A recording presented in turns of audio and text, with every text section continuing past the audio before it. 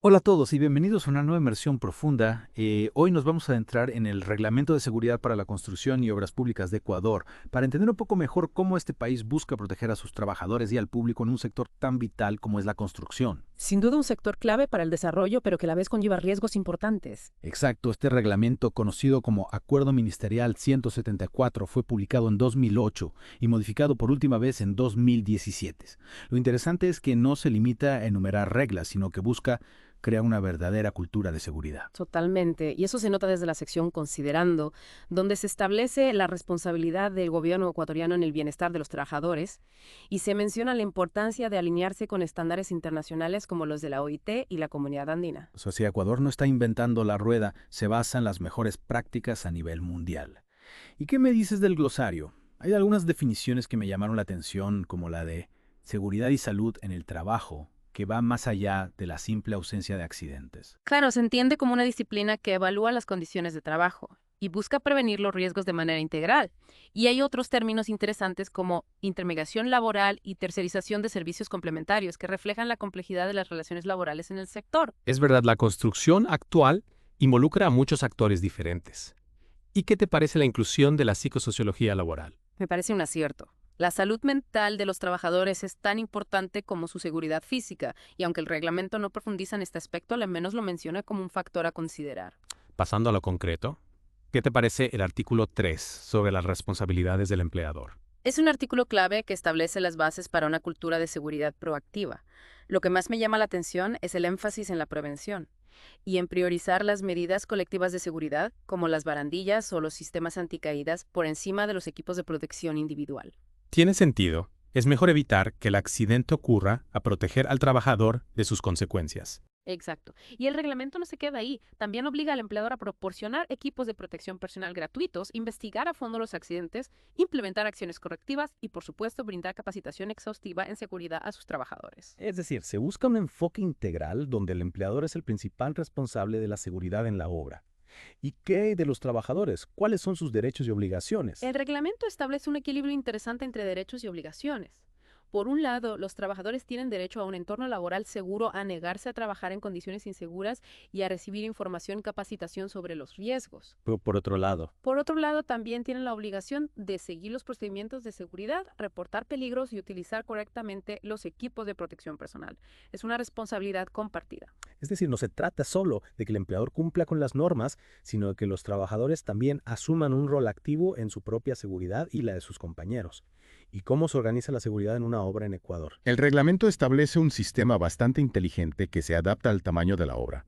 Para obras con más de 50 trabajadores se exige una unidad de seguridad y servicio médico con profesionales especializados. Eso suena a un equipo de alto nivel. Sí, y para obras más pequeñas se designa un responsable de prevención de riesgos con formación en seguridad y salud en el trabajo. En ambos casos se crea un comité paritario de seguridad y salud, compuesto por representantes de los trabajadores y la empresa. ¿Para qué sirve este comité? Su función es fundamental. Se encargan de promover la seguridad, investigar accidentes y participar en la elaboración del reglamento interno de seguridad de la obra. Es una forma de asegurar que los trabajadores tengan voz y voto en las decisiones que afectan su seguridad. Me parece una idea excelente. Y en obras más pequeñas, ¿quién se encarga de la seguridad? En obras con menos de 15 trabajadores se nombra a un delegado de seguridad y salud, que cumple funciones similares a las del comité junto con el responsable de prevención de riesgos. La idea es que siempre haya una estructura de seguridad sin importar el tamaño de la obra. Y hablando de responsabilidades, el artículo 20 me llamó la atención porque habla de la responsabilidad compartida en materia de seguridad. ¿Quiénes están involucrados además del empleador? Bueno, el reglamento menciona al propietario de la obra, a los diseñadores, a los contratistas, a los subcontratistas, a los intermediarios laborales, a los fiscalizadores, a los residentes de obra, a los supervisores e incluso a los maestros mayores. Es una lista bastante larga. La idea es que la seguridad sea un objetivo común y que todos los actores involucrados desde la planificación hasta la ejecución de la obra tengan un rol que cumplir para alcanzarlo. Es un enfoque que busca ir más allá de la simple responsabilidad del empleador. Exacto. Se entiende que la seguridad es un tema complejo que requiere la colaboración de todos.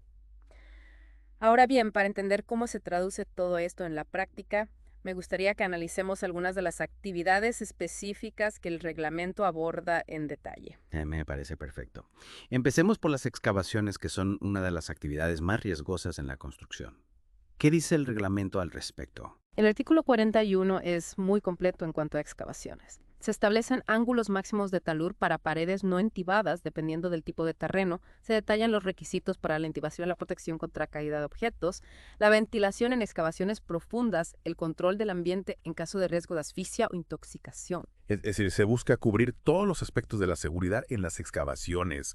¿Y qué de las demoliciones? Las demoliciones también tienen un capítulo aparte en el reglamento desde el artículo 42 al 49, y con razón porque si no se hacen correctamente pueden ser muy peligrosas. ¿Qué medidas se establecen? Se exige un estudio previo por un técnico competente que evalúe los riesgos, la resistencia de las estructuras, la influencia sobre las obras vecinas, el plan de demolición. Es decir, no se puede demoler a la ligera. Exacto. Y también se establecen medidas para la prevención de hundimientos, la caída y evacuación de materiales, la protección de los trabajadores en los diferentes métodos de demolición. Ya sea manual, mecánica. Sí se busca regular todos los aspectos para garantizar la seguridad de los trabajadores y de las personas y bienes que puedan verse afectados por la demolición. Y hablando de protección a terceros, ¿qué dice el reglamento sobre la seguridad del público en las obras urbanas? El artículo 39 es muy claro al respecto. Se exige un cerramiento de al menos 2 metros de altura marquesinas para proteger a los peatones de la caída de objetos pasos peatonales, señalizados prohibición de ingreso a personas ajenas a la obra. Es decir, se busca que la obra no represente un riesgo para quienes transitan por la zona. Exactamente. La seguridad se entiende como un concepto integral que abarca a toda la comunidad. Retomando nuestro análisis del Reglamento de Seguridad para la Construcción y Obras Públicas de Ecuador, ahora que ya conocemos las normas principales, me parece crucial que hablemos sobre cómo se aplican en la realidad y cuál ha sido su impacto en la industria. Tienes razón, porque una cosa es la teoría y otra muy distinta es lo que sucede en las obras. ¿Realmente este reglamento ha logrado mejorar la seguridad en la construcción en Ecuador? Esa es la pregunta clave, y la respuesta, como suele suceder, no es simple. El reglamento establece un marco sólido, pero su efectividad depende de muchos factores. La concienciación y el compromiso de los empleadores son fundamentales, así como la capacitación de los trabajadores, la fiscalización por parte de las autoridades y, por supuesto, la cultura de seguridad en la industria en general. Claro, porque de nada sirve tener un reglamento impecable si no se aplica en el día a día. ¿Qué nos dicen las estadísticas sobre la seguridad de la construcción en Ecuador? Lamentablemente, a pesar de la existencia del reglamento, los accidentes de trabajo en la construcción siguen siendo una preocupación seria en Ecuador. Según datos del Instituto Ecuatoriano de Seguridad Social, o IES, la construcción es uno de los sectores con mayor índice de accidentes laborales. ¿Y cuáles son las principales causas de estos accidentes? Porque si el reglamento busca prevenirlos, ¿por qué siguen ocurriendo? Las causas son diversas, pero las que se repiten con más frecuencia son las caídas de altura, la manipulación inadecuada de materiales, el uso de herramientas defectuosas, la falta de señalización y protección en las zonas de riesgo y el manejo inapropiado de la maquinaria pesada, es decir, muchas de las situaciones que el reglamento busca prevenir. Es preocupante escuchar eso si el reglamento existe y aborda estos temas. ¿Por qué seguimos viendo estos accidentes? ¿Dónde está la falla? Hay varios factores en juego. Por un lado, la falta de concienciación y compromiso por parte de algunos empleadores. A veces se ve la seguridad como un gasto y no como una inversión, priorizando la rapidez y el ahorro de costos por encima de la seguridad de los trabajadores. Entiendo, es decir, algunos empleadores no están internalizando la importancia de la seguridad. Exacto, y esto se traduce en la falta de implementación de medidas de seguridad, la contratación de personal no calificado, la presión por cumplir plazos y las medidas de seguridad adecuadas, y en general una cultura que tolera el riesgo. Es una situación compleja, sin duda. Pero, ¿qué hay de los trabajadores? ¿Son conscientes de los riesgos a los que se enfrentan y de sus derechos en materia de seguridad? La falta de capacitación de los trabajadores es otro factor crítico. Muchos desconocen el reglamento, los riesgos a los que están expuestos y las medidas de seguridad que deben tomar. Es decir, la capacitación no es solo un requisito inicial, sino que debería ser un proceso continuo. Totalmente de acuerdo. Los trabajadores necesitan formación constante para adaptarse a las nuevas tecnologías, los nuevos materiales y los nuevos riesgos que surgen en la industria. Y no se trata solo de transmitir conocimientos, sino de fomentar una actitud proactiva hacia la seguridad, donde los trabajadores se sientan capaces de reportar peligros, negarse a trabajar en condiciones inseguras y participar activamente en la prevención de accidentes. Es decir, crear una cultura donde la seguridad sea un valor compartido y no solo una obligación impuesta. Exactamente. Y para que esto suceda, la fiscalización por parte de las autoridades es fundamental. ¿Y cómo se está llevando a cabo esa fiscalización? ¿Se está haciendo lo suficiente para asegurar el cumplimiento del reglamento? En teoría, el Ministerio de Trabajo y Empleo y el IES son las instituciones encargadas de la fiscalización, realizan inspecciones en las obras para verificar el cumplimiento del reglamento. y en caso de detectar infracciones pueden imponer sanciones a los empleadores. Eso suena bien en teoría, pero ¿son estas inspecciones realmente efectivas? ¿Son lo suficientemente frecuentes? ¿Las sanciones son realmente disuasorias? La efectividad de las inspecciones depende de varios factores. La frecuencia es uno de ellos, por supuesto, pero también la capacidad de los inspectores para detectar infracciones, la severidad de las sanciones y sobre todo la voluntad de las autoridades para aplicarlas de manera consistente. Entiendo, es decir, no basta con tener un buen reglamento y un cuerpo de inspectores, sino que se necesita un sistema que funcione de forma efectiva. Exacto, y en este punto encontramos otro desafío importante, la aplicación de las sanciones. A menudo las sanciones son leves o se aplican de manera discrecional, lo que genera una sensación de impunidad entre algunos empleadores. Claro, si no hay consecuencias reales por incumplir el reglamento, es menos probable que se lo tomen en serio. Así es, para que el reglamento sea realmente efectivo, es fundamental fortalecer el sistema de justicia laboral, asegurando la independencia de los jueces, la celeridad de los procesos y la proporcionalidad de las sanciones. Entonces, tenemos un reglamento que establece un buen marco para la seguridad, pero su efectividad se ve limitada por la falta de concienciación y compromiso de algunos empleadores, la falta de capacitación de los trabajadores, las deficiencias en la fiscalización y las debilidades en el sistema de justicia laboral.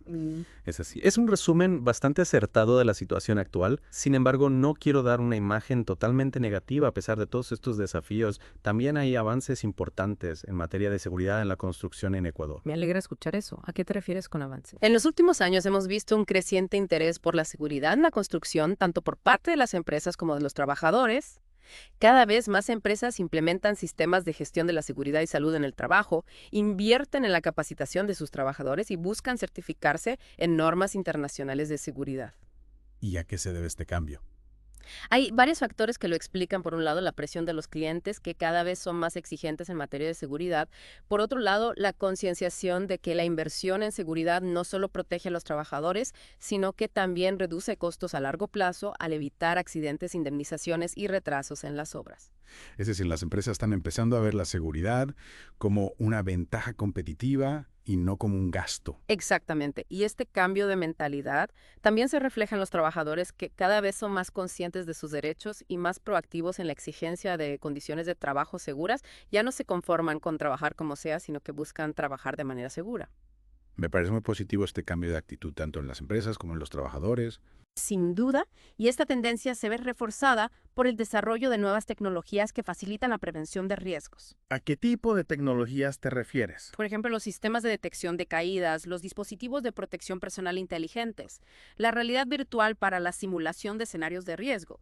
La tecnología se está poniendo al servicio de la seguridad en la construcción, y esto abre un mundo de posibilidades para innovar en la prevención de accidentes. Es realmente esperanzador ver cómo la tecnología se puede utilizar para proteger a los trabajadores. Entonces, a pesar de los desafíos, hay motivos para ser optimistas sobre el futuro de la seguridad en la construcción en Ecuador. Estoy de acuerdo, el camino hacia una cultura de seguridad sólida es largo y complejo, pero los avances que estamos viendo son una señal de que vamos en la dirección correcta. Y es fundamental que sigamos trabajando en conjunto, empresas, trabajadores y autoridades, para consolidar estos avances y crear una industria de la construcción más segura para todos. Totalmente de acuerdo. Y ahora que hemos explorado la teoría y la realidad del reglamento de seguridad para la construcción y obras públicas, Ecuador, sus fortalezas y sus debilidades, me gustaría aterrizar en la práctica con algunos ejemplos concretos de cómo se aplica este reglamento en diferentes tipos de obras. Me parece una excelente idea. En la tercera parte de nuestro recorrido veremos cómo las normas generales se adaptan a las particularidades de cada sector, desde la edificación hasta la minería. Listos para la parte final de nuestra inmersión en el reglamento de seguridad para la construcción y obras públicas de Ecuador. Ahora que ya conocemos el reglamento y su contexto, vamos a aterrizar en la práctica y ver cómo se aplica en diferentes tipos de obras. Me parece fundamental aterrizar los conceptos en la realidad. Cada sector tiene sus particularidades y riesgos específicos, y el reglamento debe adaptarse a ellos. Empecemos con algo que todos conocemos: las obras de edificación en las ciudades. Imaginemos la construcción de un edificio de viviendas, por ejemplo. ¿Cómo se aplica el reglamento en este caso? Bueno, desde el inicio de la obra se deben tomar medidas para proteger a las personas que están fuera de ella. El área de trabajo debe delimitarse con un cerramiento seguro, se deben señalizar las zonas de riesgo y se deben proporcionar accesos seguros tanto para los trabajadores como para el público. Claro, para evitar que alguien ajeno a la obra sufra un accidente. Exactamente. Luego, durante las excavaciones para la cimentación se deben aplicar las normas que vimos sobre ángulos de talud, intivación, protección contra caída de objetos y control del ambiente, especialmente si se excava a gran profundidad. Y a medida que avanza la obra, empiezan a aparecer los trabajos en altura, que como mencionamos antes son una de las principales causas de accidentes graves. Cierto. Y en un edificio de viviendas, los trabajos en altura son constantes. Por eso el reglamento es muy estricto en este punto. Se deben instalar andamios seguros que cumplan con las normas de diseño, construcción e inspección. También se deben colocar redes de seguridad debajo de las zonas de trabajo, barandillas reglamentarias en todos los bordes expuestos, y los trabajadores deben usar arneses de seguridad conectados a líneas de vida o puntos de anclaje fijos. Es decir, se crea un sistema integral de protección para evitar caídas desde diferentes niveles. Exactamente.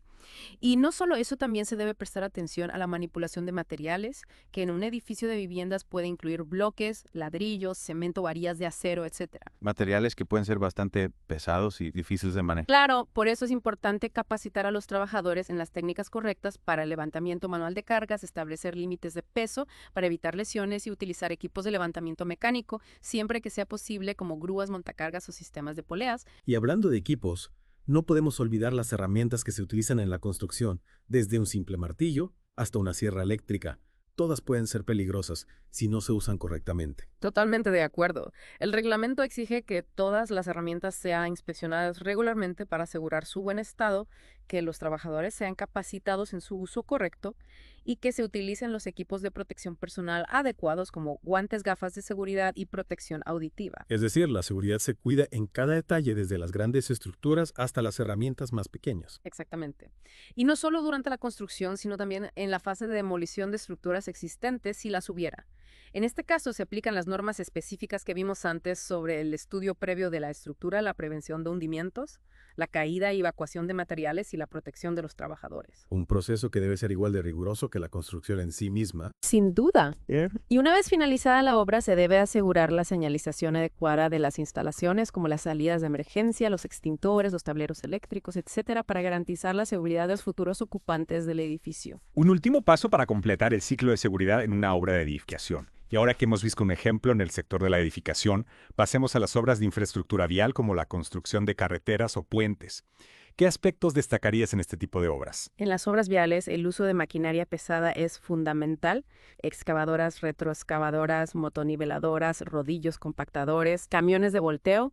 Todas estas máquinas son necesarias para la construcción de carreteras y puentes, pero también representan un riesgo si no se operan correctamente. Claro, porque son máquinas grandes y potentes que pueden causar accidentes graves si no se manejan con precaución. Exactamente. Por eso el reglamento es muy estricto en cuanto a la seguridad en el manejo de maquinaria pesada. Se exige que las máquinas sean operadas por personal calificado y autorizado, que se señalicen las zonas de trabajo, que se establezcan rutas de circulación seguras y que las máquinas sean inspeccionadas regularmente para asegurar su buen estado. Y supongo que la señalización y delimitación de las zonas de trabajo son especialmente importantes en obras viales, ya que a menudo se comparte el espacio con el tráfico vehicular. Totalmente es crucial que los conductores que circulan por la zona estén alertados sobre la presencia de la obra y que se tomen medidas para evitar accidentes. Además, se deben tomar medidas para controlar el polvo y las emisiones de las máquinas para proteger la salud de los trabajadores y el medio ambiente. Y no olvidemos los trabajos en altura que también están presentes en las obras viales, como la construcción de puentes o viaductos. Cierto, en estos casos se aplican las mismas medidas de seguridad que en la edificación, como andamios, redes de seguridad, barandillas y arneses de seguridad.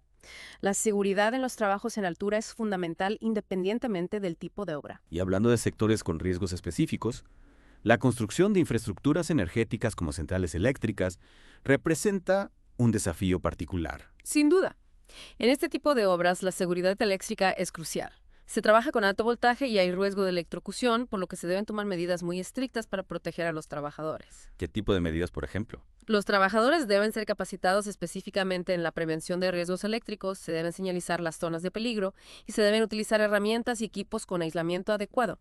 Cualquier descuido en este aspecto puede tener consecuencias fatales. Y además de la electricidad, la construcción de centrales suele implicar el manejo de sustancias químicas peligrosas como combustibles o productos para el tratamiento de aguas. Cierto. El reglamento establece normas específicas para el almacenamiento, manipulación y transporte de estas sustancias, con el objetivo de evitar derrames, fugas o cualquier otro incidente que pueda poner en riesgo la salud de los trabajadores o el medio ambiente. Es decir, se requiere un manejo muy cuidadoso y profesional de estas sustancias. Exactamente.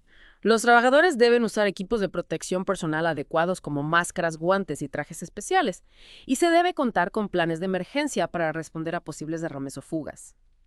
La seguridad en el manejo de sustancias químicas es fundamental en la construcción de infraestructuras energéticas.